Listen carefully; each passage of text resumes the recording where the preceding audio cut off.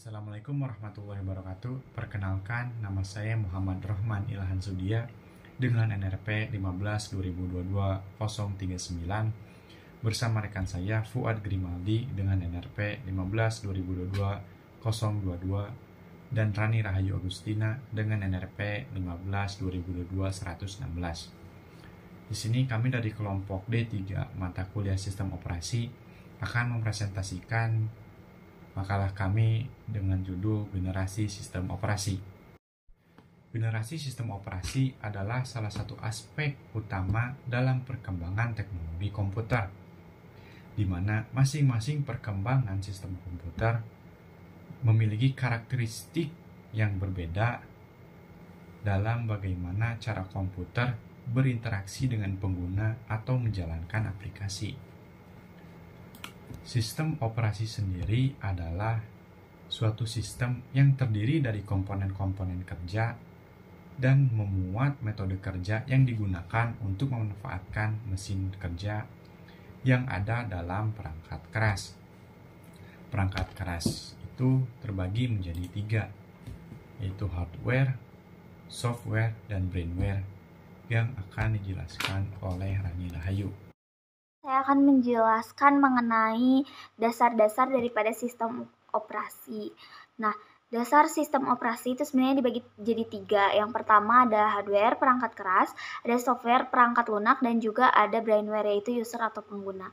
Nah, hardware ini memiliki 4 fungsi utama, yaitu input device, yaitu perangkat keras masukan, ada processing device, perangkat keras pemrosesan, ada output device, yaitu perangkat keras keluaran, dan juga ada storage device, yaitu perangkat keras penyimpanan. Nah, contoh dari hardware ini sendiri, itu ada keyboard, monitor, dan juga prosesor. Itu contohnya. Terus masuk ke software. Software ini, dia adalah perangkat lunak.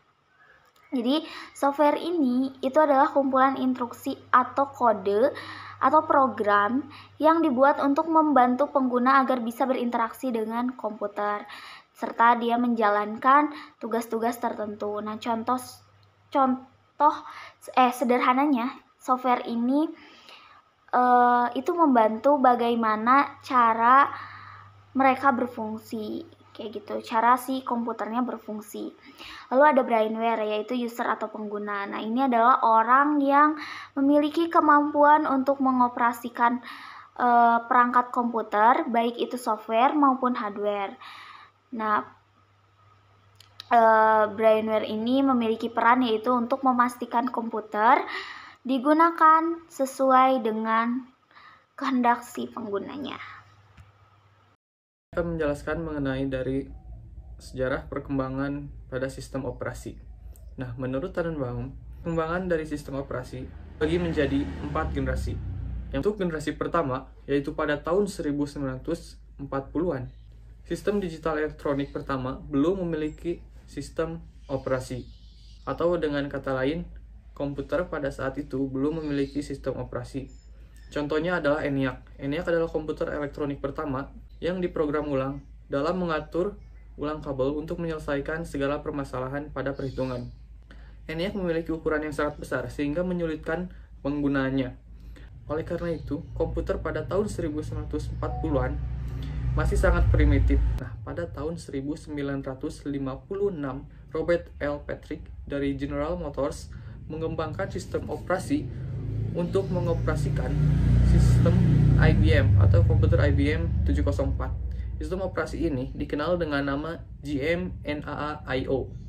Sistem operasi ini hanya mampu mengerjakan pekerjaan satu per satu dalam grup atau antrian batch yang biasa dengan disebut single stream batch processing system. Nah, generasi kedua ada pada tahun 1960-an. Pada tahun ini masih menggunakan pemrosesan antrian. Hanya saja, menjadi lebih baik pada research komputer dengan menjalankan beberapa tugas sekaligus. Sistem operasi menggunakan konsep output device dan prosesor yang sedang tidak bekerja, maka lainnya dapat menggunakan prosesor atau yang lebih dikenal sebagai multi-programming. Sistem operasi yang mendukung time sharing untuk melayani user secara global dalam berkomunikasi dengan komputer lain melalui terminal pada komputer. Pada generasi kedua ini, para developer mengembangkan teknologi berdasarkan time sharing pada generasi ketiga, yaitu pada tahun 1970-an. Sebagian besar sistem digunakan pada microkomputer dengan sistem time sharing multimode yang mendukung batch processing, time sharing, dan aplikasi real time. Pada tahun 1972, Xerox Corporation merilis komputer pribadi untuk penelitian ilmiah. Terciptalah Xerox Alto yang merupakan sistem pertama yang menggunakan graphical interface yang hanya digunakan pada penelitian tersebut. Masuk ke generasi keempat, yaitu pada tahun 1980-an, sistem operasi digunakan pada jaringan komputer setelah penggunanya menyadari bahwa komputer-komputer saling terhubung secara global.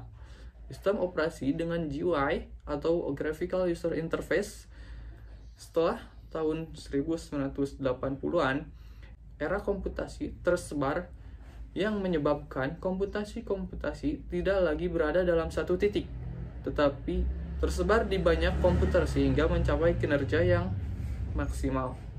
Nah, inilah beberapa dari jenis sistem operasi.